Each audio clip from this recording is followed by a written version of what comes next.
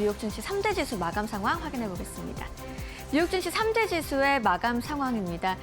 오늘은 장기 금리의 상승세가 시장에 좀 가장 핵심 압박 변수로 작용을 했고요. 다우지수가 0.22% 하락한 가운데 나스닥의 낙폭이 가장 컸습니다. 기술 중심으로 매도세가 확산된 영향이고요. 1% 넘게 내리는 나스닥, S&P 500도 0.69% 하락하면서 3대 지수 일제히 하락 마감한 간밤 뉴욕 증시였습니다. 오늘은 장기 금리를 한번 살펴보도록 하겠습니다. 미국채 30년물로 저희가 준비를 했는데요. 장 후반에는 일부 되돌림이 있었습니다만 미국채 30년물 장기 금리는 5.2%대에 형성이 돼 있습니다. 장중에는 2007년 이후에 최고치를 재차 경신하기도 했던 30년물 금리입니다.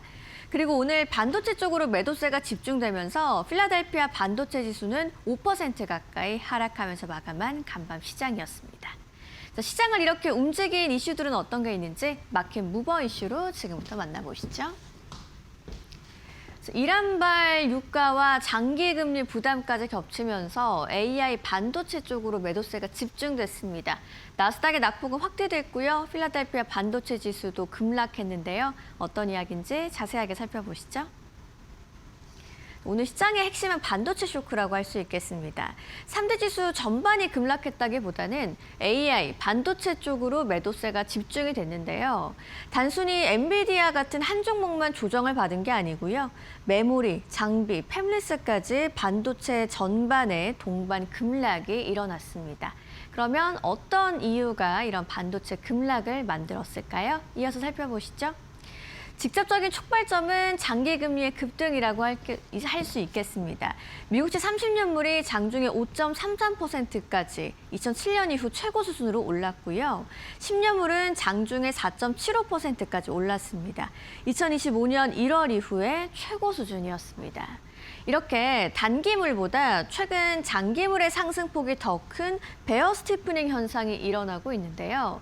그래서 AI, 반도체 같은 고밸류에이션 성장주에 매도세가 집중되는 흐름입니다. 그리고 오늘 AI주가 특히 민감했던 이유를 조금 더 살펴보죠. 차입과 대규모 투자가 필요한 AI 산업이 아무래도 장기 금리에 민감하기 때문인데요. 특히나 빅테크와 하이퍼스케일러의 AI 인프라 투자가 최근에 워낙 큰 상황이죠. 여기에 채권 금리 상승이 더해지면서 자금 조달 비용 자체가 높아질 수 있다라는 시장의 우려가 반영되고 있는 모습입니다. 그럼 이렇게 장기 금리의 상승을 만든 배경은 어떤 걸까요? 일단 미국과 이란의 60일 협상 시한이 종료됐습니다.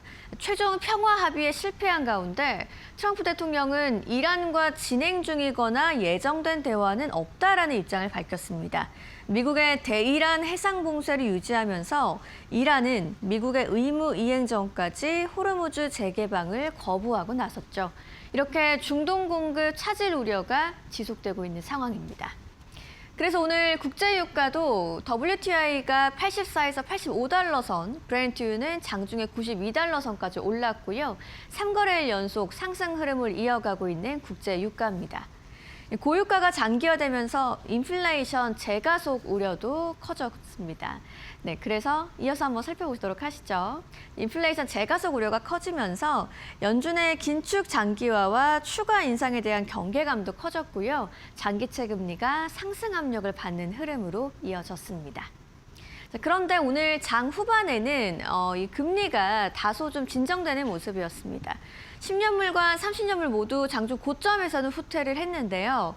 하지만 이렇게 금리가 일부 진정된 후에도 반도체 낙폭의 회복은 제한적이었죠. 따라서 오늘의 반도체 급락을 금리 하나로만 설명하기에는 다소 부족하겠습니다. 장기 금리 충격을 계기로 고평가됐던 AI 그리고 반도체 쪽으로 차익 실현이 확대된 흐름이다라고 해석을 해볼 수 있겠습니다. 그리고 시장 전체가 무너진 것도 아니었습니다. 헬스케어와 에너지는 강세를 보였고요. 필수 소비재도 대체로 상승 흐름을 이어갔는데요. 기술주를 매도하고 에너지, 헬스케어, 방어주를 선호하는 시장의 분위기를 알아볼 수 있겠고요. 시장 전반에 패닉성 위험 회피가 일어난 건 아니고 성장주에서 방어주로 이동하는 업종 순환 성격이 강했다라고 볼 수 있겠습니다.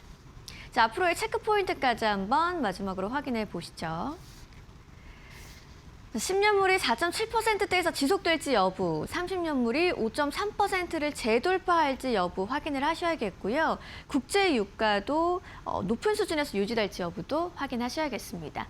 미국과 이란의 갈등, 그리고 호르무즈 운항 상황도 체크를 하셔야겠고요.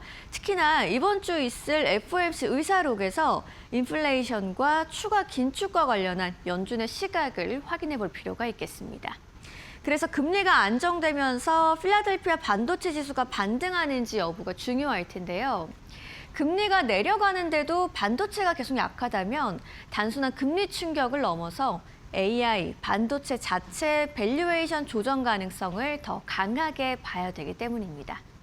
결국 오늘 시장의 방아쇠를 당긴 건 장기 금리의 급등이었고요.